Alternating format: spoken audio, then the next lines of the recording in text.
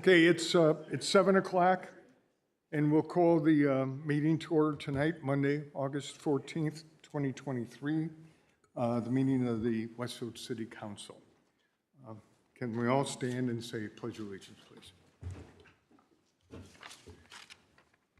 Pledge allegiance to the flag of the United States of America, to the republic for which it stands, one nation, under God, indivisible, with liberty and justice for all.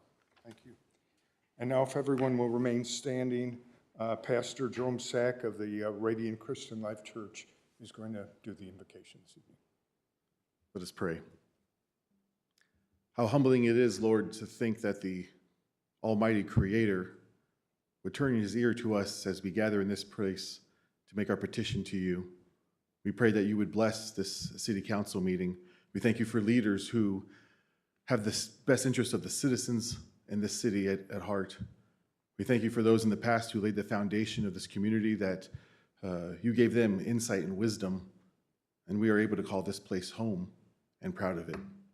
We pray that today you would give a similar insight and wisdom to this council for the challenges and the opportunities of our day, that you would give them insight with stewarding our resources, discernment as they make choices amongst competing priorities. May the prayer of the psalmist be our prayer too. Lord, give us clean hands, give us pure hearts. I humbly submit this prayer in the name of my Lord and Savior, Jesus Christ. Amen. Amen. Thank you, Pastor Sack. Marla, would you please note the presence of a quorum? Joe Edwards. Here. Scott Willis. Cindy Spoljaric. Here. Jake Gilbert. Here. Mike Johns. Here. Scott Fry. Troy Patton. We do have a quorum. Thank you, Marla. With respect to changes on the agenda, we do have one change. We've added a presentation by County Councilman Brad Beaver on a proposed tax relief measure by the county. So that will be an addition. Our first item then on the agenda is the approval of the meeting minutes for July 24th, 2023. Councilors, do you have any questions or changes to the minutes? If not, can I have a motion to approve the minutes of July 24th? So moved. Motion made by Councilor Spoljaric, seconded by Councilor Edwards. Marla, would you call the roll? Cindy Spoljaric. Yes. Jake Gilbert. Yes. Mike Johns. Yes. Joe Edwards. Yes. Next item is the approval of the claims docket for this evening, August 14th, 2023. Do I have any council questions regarding claims? Hearing none, do I have a motion to approve the claims docket? I move to approve the claims docket. Have a second? Second.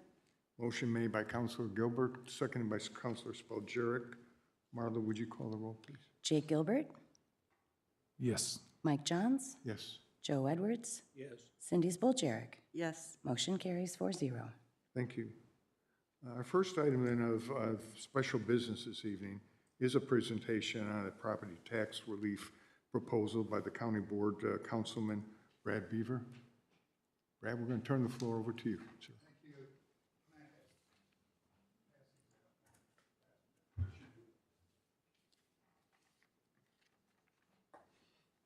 Thank you. My name is Brad Beaver. I'm a Hamilton County Councilor, and I'll tell you a little story and then we'll get right into this. Over the last several years, I have different constituents, people come up to me and said, yeah, Brad, my property taxes are really going up. And I tell them with some pride, I said, we haven't raised the county tax rate in over a dozen years. And they come back and say, well, that don't make any difference to me. My property taxes are going up. So I've been watching it and trying to figure out if there's something we could do at the local level. And really, we don't have much control of it. How we are assessed and what those rates are set by the state, we have not much control over that. So even though we keep our county rate flat and across the board, different communities do different things, we don't have much impact on people's property tax on their home. So I was hoping that the legislature through this last session would offer up something, freeze it at the level it's at, something. But that was not the case. But what the case was, they decided they would lower the state's income tax. Over a 3 or 4 year period, it will go down. At the end of that period, it'll go down 0.5 percentage point, 0.5%. First year, it's like 0.1%. Then it goes down, it goes over a 3 or 4 year period, it gets down to 0.5 percentage point of state income tax. What I'm proposing, what this is that we take that reduction, capture it by raising the county income tax, the exact amount the state's gonna lower theirs, and then we are able to turn that into property tax relief through the homestead credit. We do, at the county level, have control over the homestead credit. That, if you're looking through the stuff here, that at the end of the taxing period where it goes down, where we would raise ours, at the end of it, when we got to 0.5%, it's $53 million, okay? So my proposal is we capture their reduction, turn it into homestead credit, and thereby giving the homeowner property tax relief. It's my feeling that the people that are impacted the most on the property, the double-digit increases we've had over the last 2 or 3 years, and I want to say I'm here with Todd Clevenger and Lee Graham, both from the auditor's office, and I've been working with them. I brought them in case we get into the weeds on the numbers, and I don't have it all in my head. But I've been working with them trying to figure it out, and who's mostly impacted by this is retired people on fixed income. You're retired, you own your house, it's paid for, you're on fixed income, but your property tax increase every year and you have no way of really dealing with it. You just, us who are still working, you know, you hope a pay increase will make up for the value of your house goes up. But if you're not looking to sell your house and you're not looking to move and you're on a fixed income, you're caught in a bind where your taxes go up every year and you've got no real way of dealing with it. So that's what I'm proposing in a nutshell. Now, all of you, I'm sure, realize how this, what I call from the old days, COIT council works. It's divided by all the cities and towns in the county. Everybody who gets a income tax distribution is part of the COIT council. And to raise a county income tax, you have to have a majority of the COIT council. So by default, the county, I think, is 6 or 7% of the COIT council. So the 4 biggest cities are the ones who ultimately make a decision on the COIT council. They have the majority of the population. You have to get over 51% of the COIT council to agree to raise or lower the county option income tax. So that's generally my proposal. I have most of this stuff memorized, so if you got any questions or whatnot, I'm available. Counselors, questions? I will say that a week ago, the county council passed it. But like I said, that's only 7%. That's not enough to make this thing happen. We got to have the majority of the COIT council. So that's why I will go to all the councils that will let me come to them to explain what my proposition is now. And this is just a PowerPoint that Mike Reuter, our financial advisor, put together. I've had all the smart people look at this, and it's been put in front of Department of Local Finance to make sure everything's legal if we decide we want to do it. The time frame is October 1st of this year. We have to have either a decision yes or no, because you, by then, to have the tax implemented and in place to start January 1st. So 1st of October is the drop dead date. If you haven't got a positive decision by then, it's over for this year. Okay. Brad, did you say, I thought I heard the $53 million number. Yes. Was that a total of 5 years, or was that 8 per year When after it's- 5 years? Yes, it's a total of 5 years. When it's fully implemented, when we get to the 0.5%, that will equal $53 million. Yes. So that would be the cumulative over the 5 years. Well, when we get to the end of is it 4 or 5 years? 4 years, isn't it? 27 will be when it's fully implemented, and that's when we'll be at 5%. The first year will be 0.1%. They kind of are phasing it in. So we'll phase in, as they phase theirs out, we phase ours in. When we get to 27, we'll be at a half a percentage point. Which is equivalent to Yes. 53. Yes, and that $53 million will be when it's fully implemented. And I think I understood you said that you're looking at basically working on the homestead Yes. deduction. This will be applied directly for people who apply for homestead credit. And I had Lee look it up for me a couple of weeks ago. It's 103,500 homesteads are applied for in Hamilton County last year. Now, if you extrapolate that, which if you figure 2 people per house, then that's the majority of the people in Hamilton County. Right. You know, because we're at 320, 350 total population. So, But you're recommending that this be applied to seniors? Is that what well, if I had that choice, I would have raised the over 65 exemption, because there is an exemption for people over 65. It's small, and it's not within the county's purview. The only thing that's within, when I say the county, I mean all of us that are in the co-account. The only thing we have control of is the homestead credit. Right. So I can't pinpoint it. The best I can do is apply it to it will not be applied to anything besides the homestead credit. You know what I'm saying? You can't divert it into some other fund or whatnot. All right, okay. But it would be applied across the board to all property owners that have homestead credits? Yes. Now this is not a perfect plan, all right?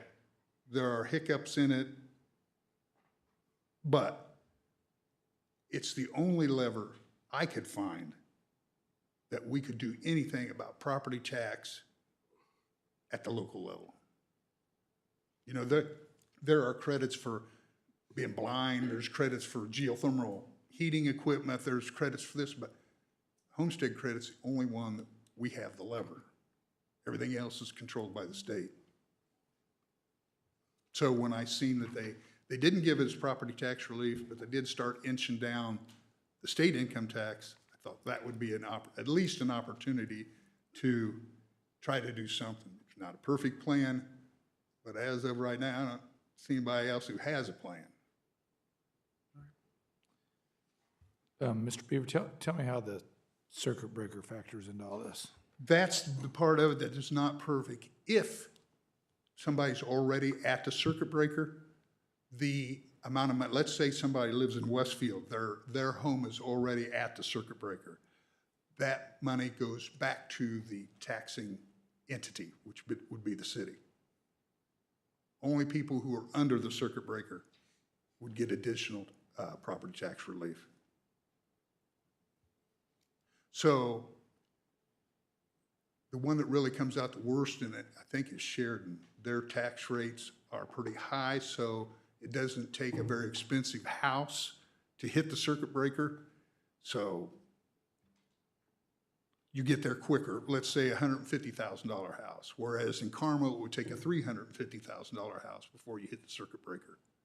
Yeah, I would want to know what percentage of our homes are at the circuit breaker Yeah. level, so that we understand how Yeah. many of our residents Yeah. are going to be impacted Yeah. in a positive way. Yeah. And that's one, that's not broken down by township in here. I got Lee Graham here. She's in charge of settlements for the county. Make a call to her. She can break it down by taxing district. So if someone, so you can understand from our perspective, if, let's say if 2/3 of the homes in Westfield hit the circuit breaker mark, then that means they won't get this relief. Right. But then they would also not get the intended relief from the state. That's right. And so for us to Yeah. consider Look, Westfield you know, residents. I would just want full No, no, information. you're exactly right, and that's why I said this is not a perfect plan. And there are hiccups along the way, and that's one of them. So each individual community would have to figure out how many people are at the circuit breaker, you know what I mean? And would it be a benefit for them? And I've been an elected official a long time. I'm pretty loath to raise taxes of any type, but I would point out to you that Joe Citizen, if you implemented this, if we all implemented, we got the same taxes he paid in 2003 would be the same taxes he paid in 2004. See what I'm saying? Yeah, It's not, which would it's include all not a, renters, right? I mean. yeah, so- it's all how you, the ingredients in the cake, you know, how you mix it up. You're correct in that assumption. Yes, sir.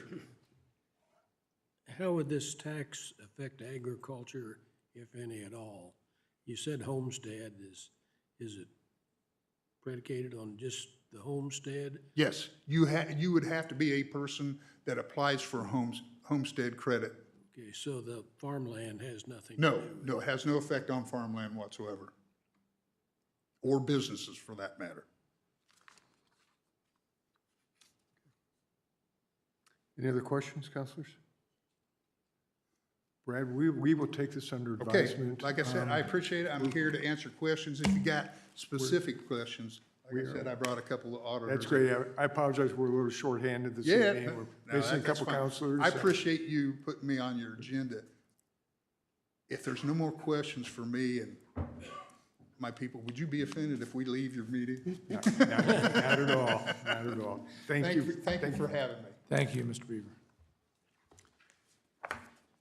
Okay. Our next item tonight is a presentation by Nicole Sutherland on the Mayor's Council of Disabilities. Is Nicole here? Is Nicole virtual? All right, well, the Mayor's Council of Disabilities, the director of that, Joanne Tedesco, has, I believe, moved out of state, and that position is now been given over to Nicole Sutherland, and I expect we'll have Nicole here at one of our future meetings, so. Okay. Moving on then to the Q2 and budget review. Is our next topic. Jeremy Lawler, can you give us some information, please?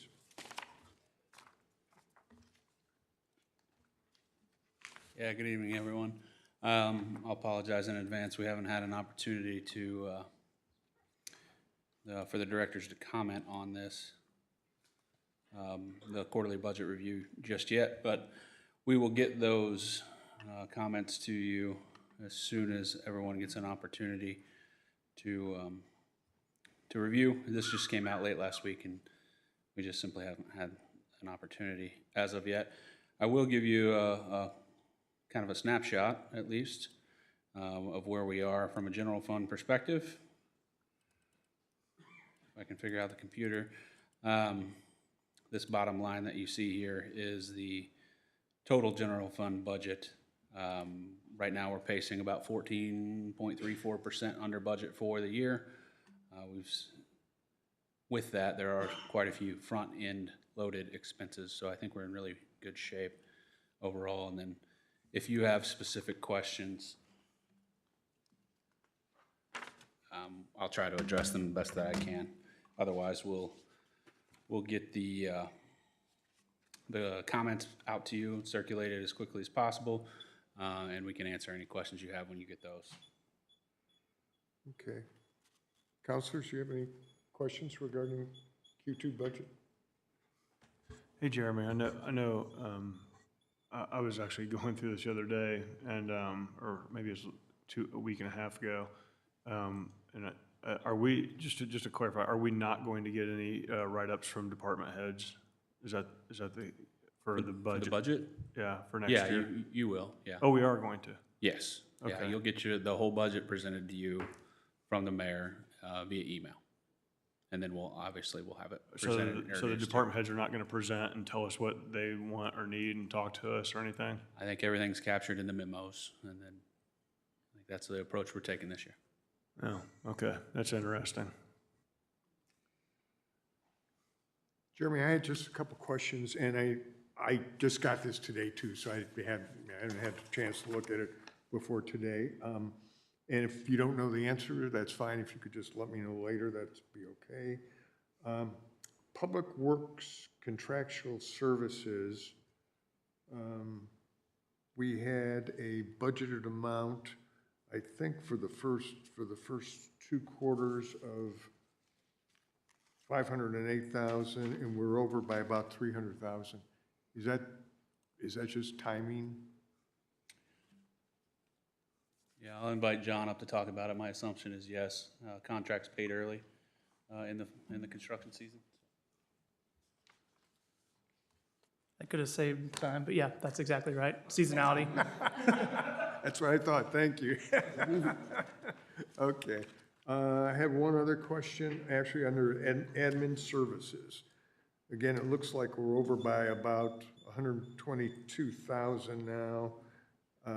Budgeted 182, we're about 305 now. Is that timing also? Yeah, that's very much so. And I think you'll notice that in the first quarter report too. I'll note specifically what they are in the comments when we look at but the same story. There's some front-ended service contracts that we pay early on. I think the largest one is associated with the Westfield Youth Assistance. I'll define them for you, so that way you can see. Thank you. That's really all the questions I had. I think everything else I saw was timing. Counselors, any other questions? You know, we've sat here before, and sometimes there's been material costs, gas costs, various things that unexpected. So as we come through this and look a little deeper, is there any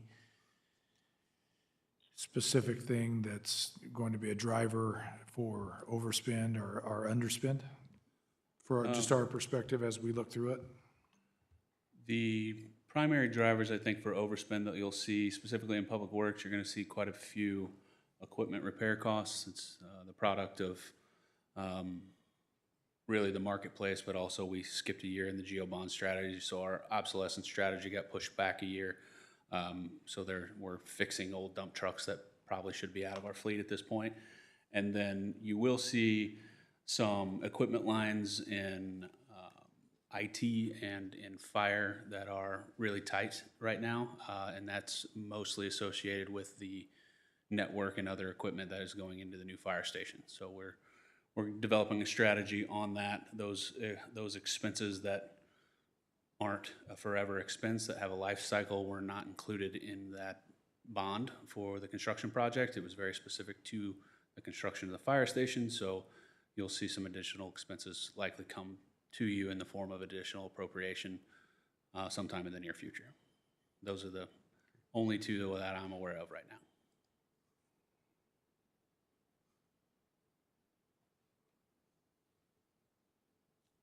Any other questions, counselors?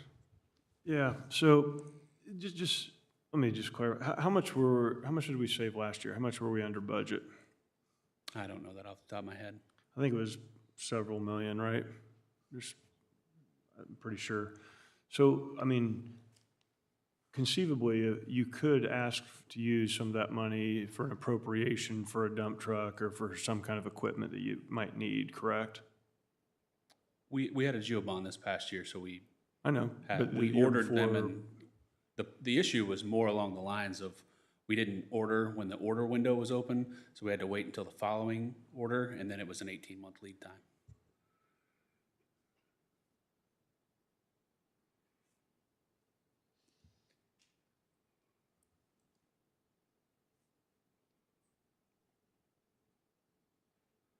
Anything else for me? Counselors? Thank you. Thank you, Jeremy. Appreciate it. Moving on then to old business. We've got two items of old business. The first, ordinance 23-12, which is the Bonterra PUD Amendment 1. This item had a council introduction on June 12th of this year, followed by an APC public hearing on July 5th. The APC recommendation last Monday on August 7th of 7-0 vote, and it's up for adoption consideration this evening. And I think Ryan Collingwood, our associate planners, is going to fill us in. Thank you, President. Good evening, members of the council. For the record, Ryan Collingwood with the Community Development Department. The item presented before you tonight is an amendment to the Bonterra PUD.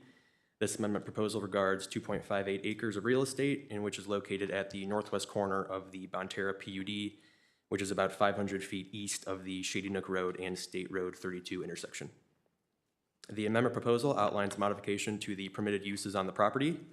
In addition to the general office uses approved with the original Bonterra PUD, the proposed amendment incorporates additional restaurant and retail uses in which may be permitted on site. The proposal also incorporates a concept plan in which identifies the massing of the proposed building seen in Exhibit B of the proposed ordinance. This petition was introduced at the June 12th City Council meeting, had its public hearing at the July 5th Advisory Plan Commission meeting, and received a 7-0 favorable recommendation at the August 7th Advisory Plan Commission meeting. The petition is in front of you this evening for adoption consideration. The petitioners from Hartman Capital are here tonight. They are available to answer any questions, as am I if you have any for staff. Thank you. Thank you, Ryan. Councilors, do you have any questions?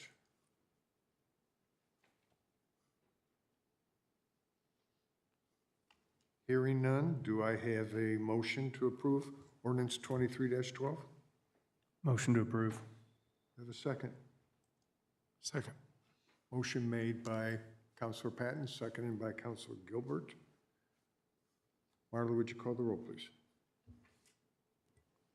Troy Patton, Yes. Joe Edwards, Yes. Cindy Spoljarek, yes, Jake Gilbert, Yes. Mike Johns. Yes. Motion carries 5-0. Thank you.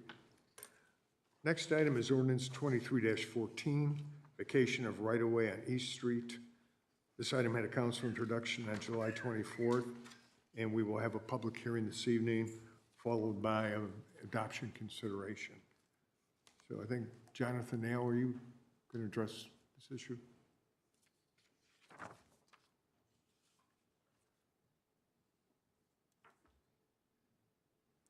For the record, John Nail, Director of Public Works. I believe Jeremy had introduced this at the previous council meeting. I'll just touch briefly on that again. But when we constructed East Street through North Point, so from 196th Street to State Road 38, we acquired a complete acquisition of the Pierce parcel, although we only needed a fraction of that parcel because we had to weave the road to the east to get around that water tower that is up in that area. So you can see on the screen before you, on the left side there, a depiction of the roadway kind of curving to the east to get around that, that water tower. The remnant piece was dedicated as right-of-way for the roadway. However, as part of our negotiations with the old Carrington Mortgage property, we did need to acquire a little bit of ground from them and reconfigure their entrance as part of the East Street project.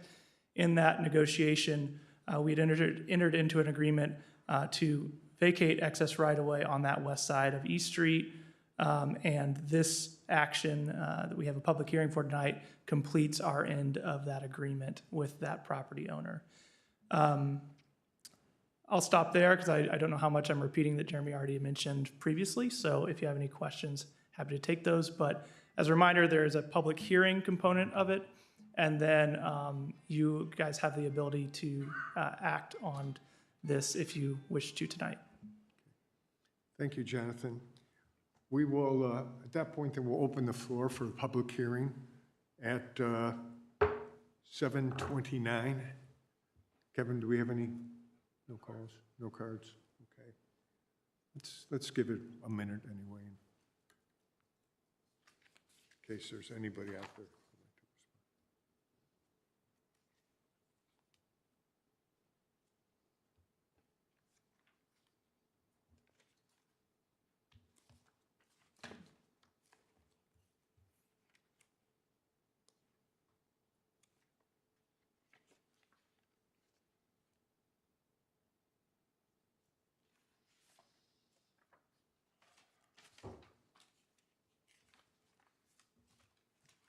Okay, here, we're hearing nothing, we're going to close the public hearing at 7:30. Counselors, any questions for Jonathan? If not, do I hear a motion to approve ordinance 2314? So moved. Do I have a second? Second. Motion made by Counselor Spillier, seconded by Counselor Gilbert. Marla, would you call the roll, please? Cindy Spillier, Yes. Jake Gilbert, Yes. Mike Johns, Yes. Troy Patton, Yes. Joe Edwards. Yes. Motion carries 5-0. Thank you. Thank you, Jonathan. Thank you. Moving on to new business, just a couple quick items on new business. First item is a food truck approval for Sundown Gardens for the dates September 23rd and 30th from 9 a.m. to 5 p.m. and the dates October 7 and 14 of this year from 9 a.m. to 5 p.m.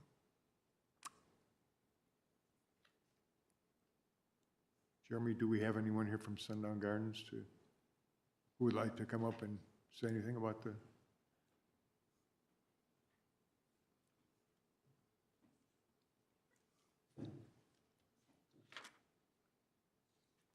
Hi, yeah, so we're having our annual fall event series during those dates. So just to add to the festivities, we wanted to have a food truck during those days. Okay. Counselor comments? Can I have a motion to approve the food truck? Sundown Gardens? So moved. Second. Motion made by Counselor Spillier, seconded by Counselor Patton, I believe. Marla, would you call the roll, please? Mike Johns, Yes. Troy Patton, Yes. Joe Edwards, Yes. Cindy Spillier, Yes. Jake Gilbert. Yes. Motion carries 5-0. Great. I'm sure we're all looking forward to enjoying the fall festivals at Sundown Gardens, one of my favorite spots anyway. Second item, food truck approval for the Venezuelan sheet mill. And they were asking for an extension through November. And do we have somebody here to address that?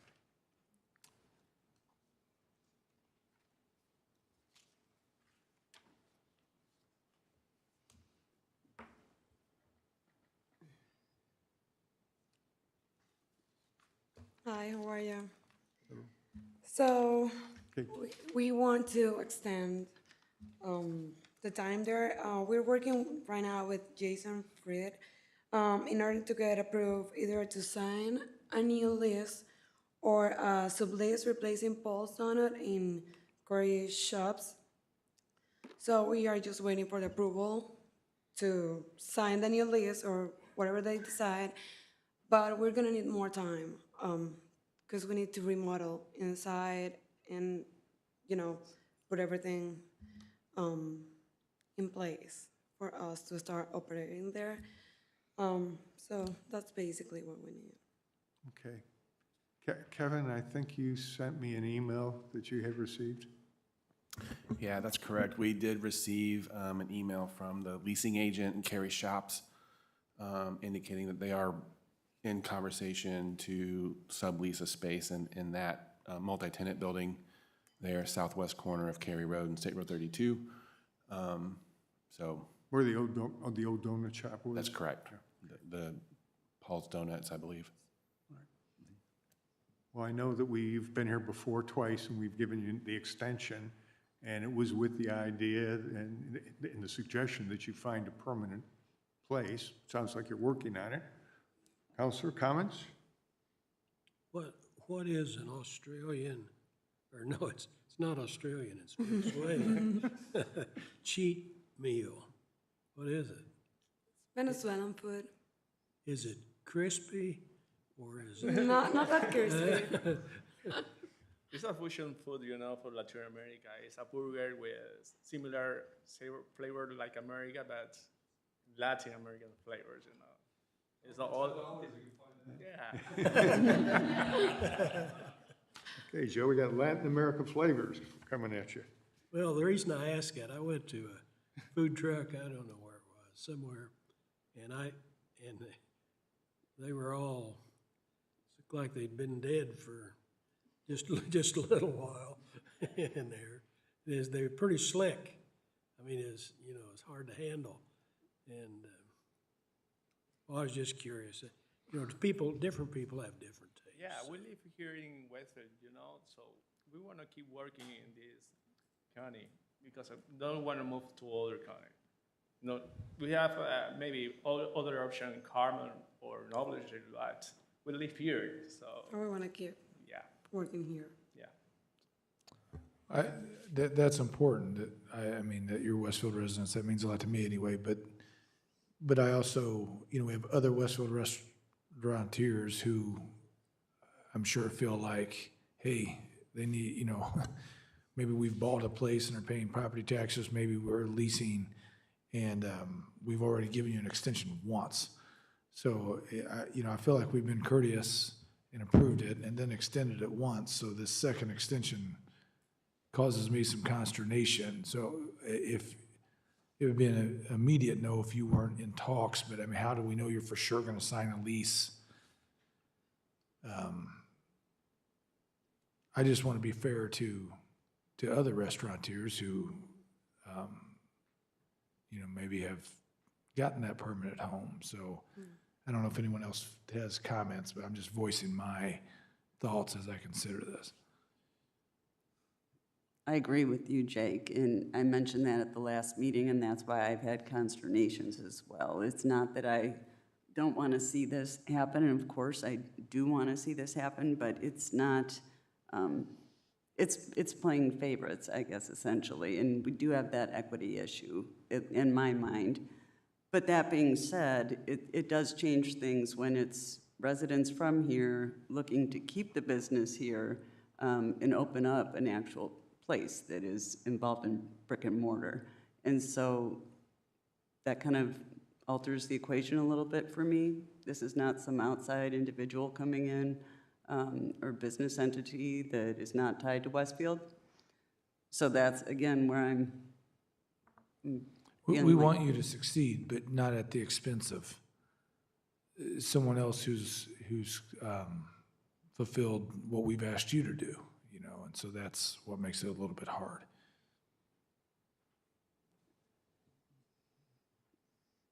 I would say I share the same concerns. We do want you to succeed. If we were to approve it tonight, we would not look favorable upon you coming back for another bite of the apple. We do want to see you succeed, though, absolutely. Any other comments, councilors? Can I have a motion then? Motion to approve. Have a second?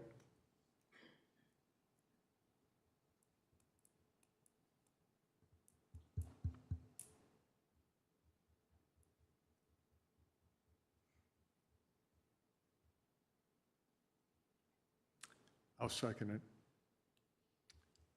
Marla, would you call the vote, please? Mike Johns, Yes. Troy Patton, Yes. Joe Edwards, Yes. Cindy Spoljarek, Yes. Jake Gilbert.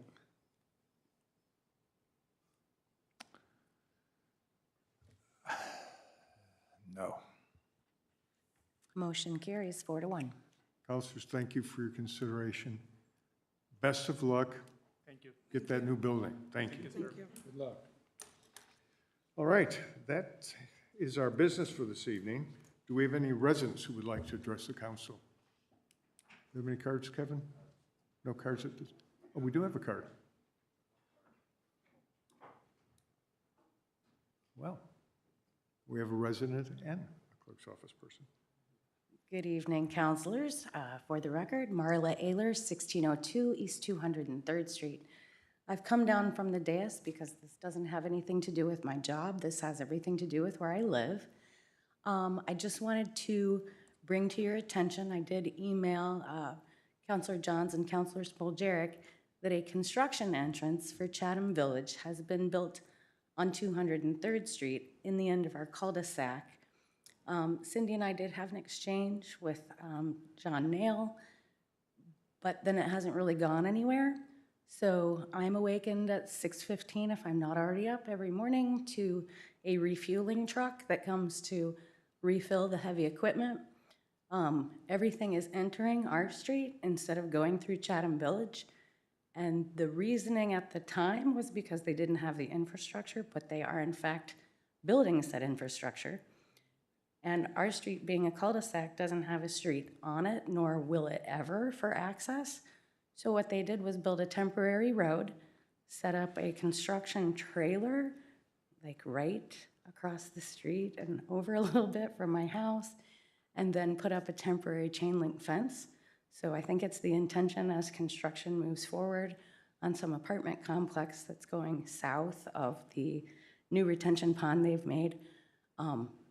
I'm just not sure why it's there, because John's reply in the email is that it shouldn't be there. It should have been internal. So I was just hoping maybe you guys could have a discussion about how these things happen and what to do going forward. I don't think it's in a place now where it can be moved. It's like semi-permanent anyway, but just wanted to bring it to your attention and maybe you guys address it. So thank you for your time. Thank you, Marla. John, do you have any response? I see you get up. Yes, I do. So the approved plan set for Chatham Villages did not have a construction entrance at the end of Marla Street, which is my reply, is that it shouldn't be there, based on the approved plans. However, this new multifamily development that is coming through, that Marla mentioned on the south end of the retention pond there, so the only access to that site currently, and this is very temporary, is via some type of temporary roadway. The reason being the internal streets that are being constructed right now to get access to that site are not yet complete. I've been told it would be 1 to 2 months before those streets to get to that new site are complete, at which time that temporary entrance will be removed and all access to that site will be via the internal streets in Chatham Villages. It was a situation that we looked at closely. We felt like it was, on a temporary basis, worthwhile to allow a temporary roadway off of 203rd Street, which is a public street, for the purposes of keeping that development moving rather than delaying them for 1 to 2 months for a segment of internal street to be constructed. So that was a decision that I made. Happy to hear any discussion or any concerns about that. So how much long, you said it's going to be there another 1 to 2 months, is that what you said? Yeah, that's what I was told via the contractor, but we did ask them to prioritize that internal street connection to eliminate that temporary road as quick as possible. How big are the vehicles coming down on this road? There are some dump trucks. I think they've delivered, honestly, what they need. And John, I apologize to you because I meant to email back and say, where are we? I think my neighbors and I are, well, my neighbors are going to be thrilled to find out that it is more temporary than we thought, because it looks, like I said, more like a semi-permanent thing. But so I'm sure they'll be delighted. So thank you for that. Yeah, of course. And then additionally, I know we are taking a look at the speed limit on that roadway as well, per your request. Well, I think we're fortunate in that it's August, and usually 1 to 2 months, they should have time to complete it then. Yeah, We're not gonna and hit the winter. our inspection team is well aware of the concerns, so we are pushing on the contractor to make sure they get that internal street built, and they can utilize the construction entrance with that internal street moving forward, so. And did I hear you say we're gonna monitor the condition of 203rd Street? Because it's not, I mean, it's a country road, basically. Correct, yeah. That, we are looking at that, and then additionally, I know Marla had mentioned concern about traffic early in the morning. We do have construction hours that folks need to abide by, so I'll make sure that our inspection team is aware of that concern as well. Okay. Thank you. Thank you, Chad. Do we have any other residents wishing to address the council? Okay. Hearing none, Clerk Treasurer comments this evening. So we have a little bit of a housekeeping item this evening. John Rogers was kind enough to point out this morning that we have an issue that's not exactly an issue, but our revenues from lit that are dispersed to the fire department are not where they should be. And so we have the money, but what never got changed was the disbursement when the budget was raised in that regard. So it used to be 3.6 million, and we'd give them $300,000 every month out of the lit disbursement to meet the quarterly sum that should be there. But for 2023, that disbursement was raised to $6 million, and we're still only giving them $300,000 a month. So again, all the money's there. It's just sort of a housekeeping thing. Cindy asked that you guys have a public discussion as a directive for our office. So there are a few different choices that we discussed. We could adjust the disbursements now, and we have not yet made that August disbursement to them, and then fix the fund at the end of the year to make up for the shortfall. We can adjust the fund and the disbursements now, or we can do nothing and fix it all later, whatever you guys would like. But the money was there, it was budgeted. We just didn't know to change the disbursement because we hadn't had that conversation.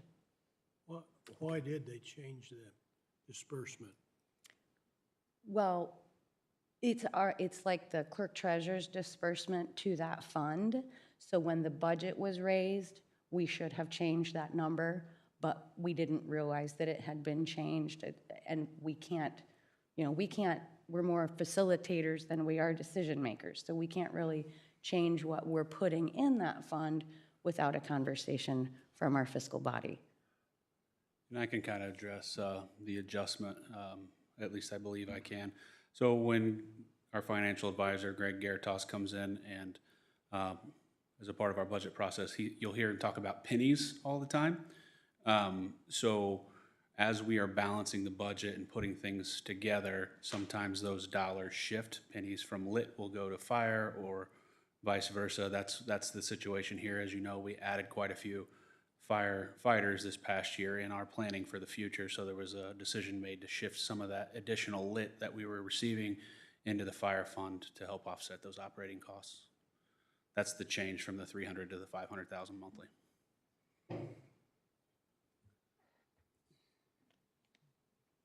So if you could just order us what you'd like us to do. We're happy to accommodate what the request is.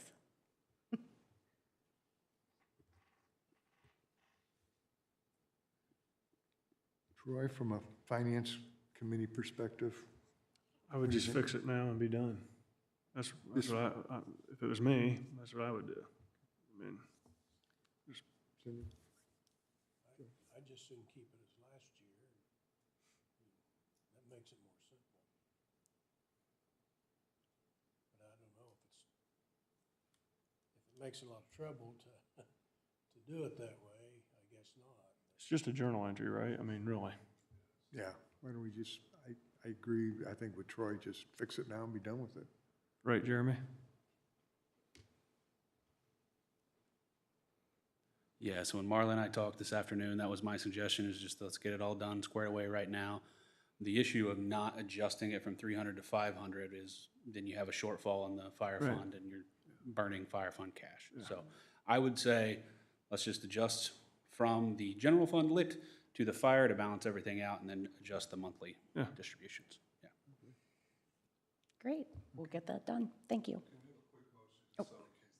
Sure, okay. Can I have a quick motion to make the adjustment now?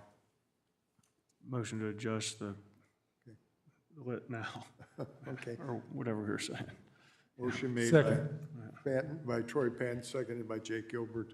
Marla, would you call the roll? Troy Patton? Yes. Joe Edwards? Yes. Cindy Spiljerik? Yes. Jake Gilbert? Yes. Mike Johns? Yes. Thank you all. Marla, did you have any other comments for this evening? Nope, we're good unless you have any questions for me. Okay, no. City council comments?